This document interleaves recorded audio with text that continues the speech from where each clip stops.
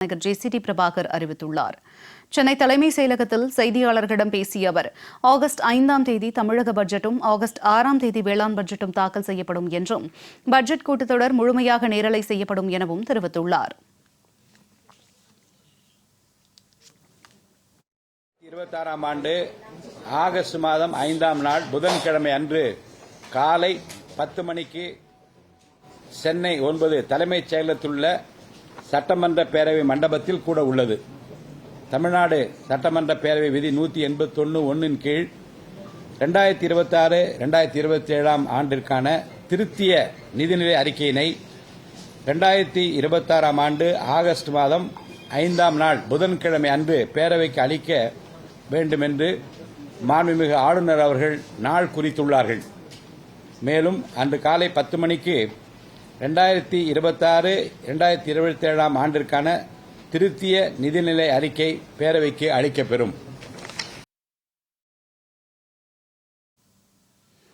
தொடர்ந்து பேசிய சபாநாயகர் ஜேசிடி பிரபாகர், விளாத்திக்குளம் திமுக எம்எல்ஏ மார்க்கண்டேயன் கைது செய்யப்பட்ட விவகாரத்தில் சபாநாயகரிடம் கேட்டுதான் கைது செய்ய வேண்டும் என்ற அவசியம் இல்லை என்று விளக்கினார்.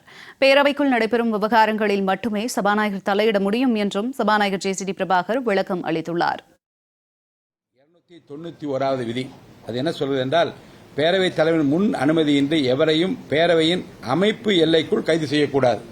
அதேபோன்று உரிமையியல் அல்லது குற்றவியல் நீதிமன்றத்தின் கட்டளையோ அல்லது அறிவிப்பையோ பேரவைத் தலைவரின் முன் அனுமதியின்றி பேரவையின் அமைப்பு எல்லைக்குள் சேர்ப்பித்தல் கூடாது. வெளியிலே நடக்கிற சம்பவங்களில் பேரவைத் தலைவர் அனுமதி பெற்றுதான் கைது செய்ய வேண்டும் என்று விதியில் இல்லை. மாவட்ட கண்காணிப்பாளர் உடனடியாக எனக்கு தகவல் தெரிவித்திருக்கிறார்.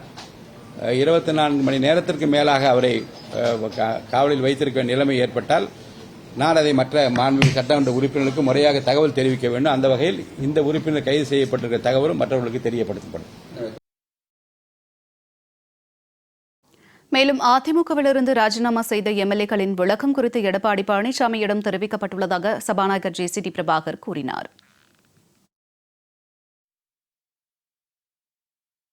அது இன்னும் தொடர்ந்து கொண்டிருக்கிறது. எழுத்துப்பூர்வமாக 4 உறுப்பினரிடமிருந்து பதில் பெறப்பட்டு அது புகார் அளித்திருக்கிற மாண்புமிகு சட்டமன்ற உறுப்பினர் எடப்பாடி பழனிசாமி அவர்களுக்கு அனுப்பப்பட்டிருக்கிறது. அவரிடமிருந்து பதில் கடிதம் எதிர்பார்த்துக் கொண்டிருக்கிறோம். இந்த விசாரணைகள் தொடர்ந்து கொண்டிருக்கிறது.